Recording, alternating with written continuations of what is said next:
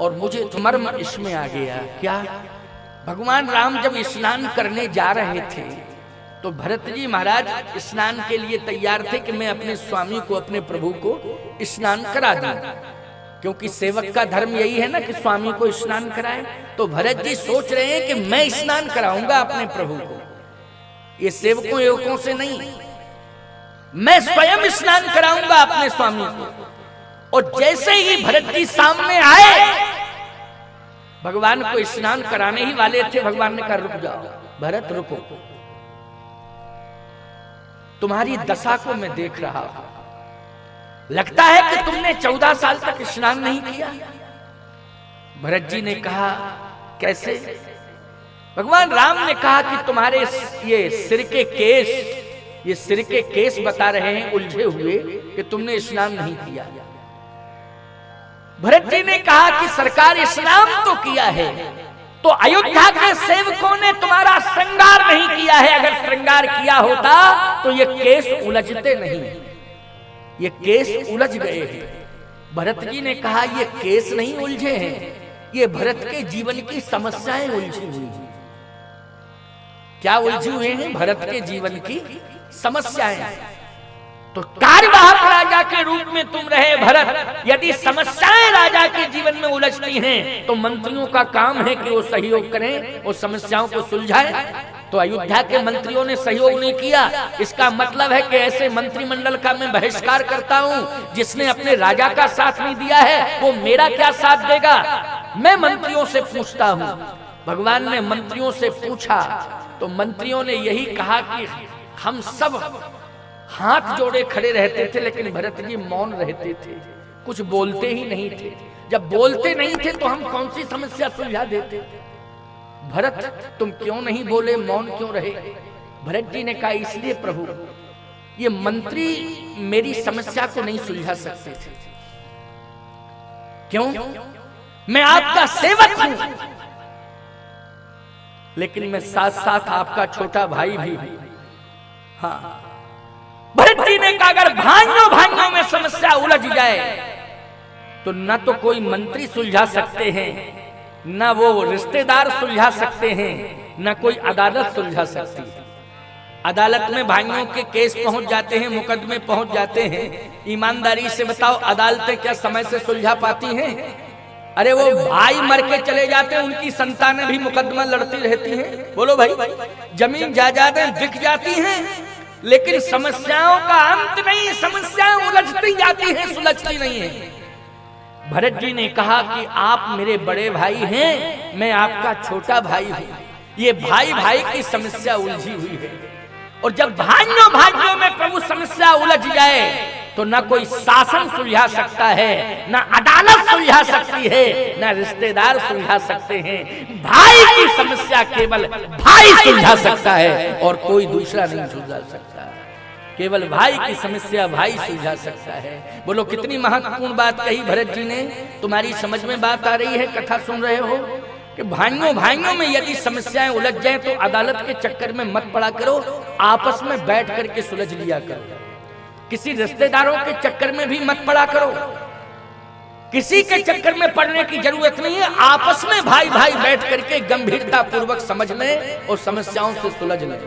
राम कथा यही संदेश दे रही है आपको। ये राम कथा का महत्वपूर्ण संदेश है। राम राज्याभिषेक के पावन महोत्सव में इस बात को कहा जा रहा है, हमेशा याद रखना।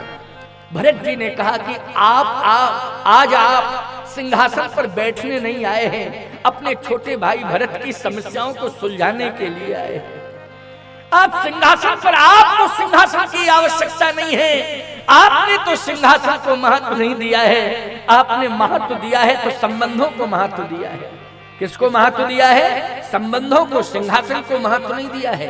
बोलो आजकल सिंहासन के पीछे संबंधों में दूरियां बन जाती हैं कि नहीं बन जाती हैं? ऐसे भी तमाम उदाहरण मिल जाएंगे कि एक ही गांव में बाप बेटा दोनों प्रधानी लड़ रहे हैं, बाप भी खड़ा है और बेटा भी खड़ा है। और ऐसे तो बहुत गांव मिल जाएंगे जहां सगे भाई भाई खड़े हैं आपस में। बोलो भाई, इसका मतलब है कि संबंधों पर महत्व नहीं दिया जा रहा है, सिंहासन पर महत्व दिया जा रहा, पद को महत्व दिया जा रहा है, संबंध को महत्व नहीं दिया जा रहा है। एक गांव ऐसा भी उत्तर प्रदेश में जिसमें बाप बेटा दोनों खड़े हुए हैं, बाप बेटे दोनों खड़े हैं, एक गांव ऐसा भी है। समझ लेना इस बात को, मैं कोई असत्य बात नहीं बोल रहा हूं। और ऐसे तो बहुत गांव हैं जहां सगे भाई खड़े हुए हैं।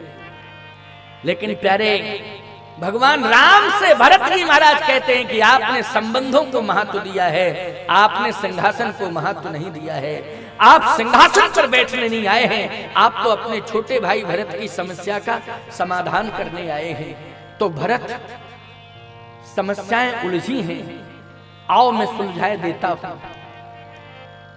सारी दुनिया ये देखेगी कि राम सिंहासन पर बैठा है, लेकिन सारी दुनिया ये भी देखेगी कि भरत राम की गोद में बैठा है। सारी दुनिया ये भी देखेगी कि भरत आज किसकी गोद में बैठा है? राम की गोद में बैठा है। अच्छा बोलो भैया, राम की गोद में भरत बैठ जाएंगे तो बोलो दुनिया की दृष्टि में भरत महान वैसे भी हैं और महान हो जाएंगे कि नहीं हो जाएंगे? भगवान राम ने कहा कि आओ हम तुम्हारी समस्या को सुलझाते हैं, मेरी गोद में बैठो, गोद में बैठो।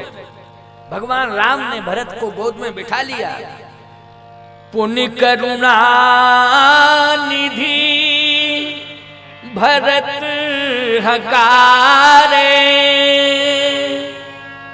पुण्य करुणा निधि भरत हकारे, निज कर राम जटा निर्वारे, निज कर राम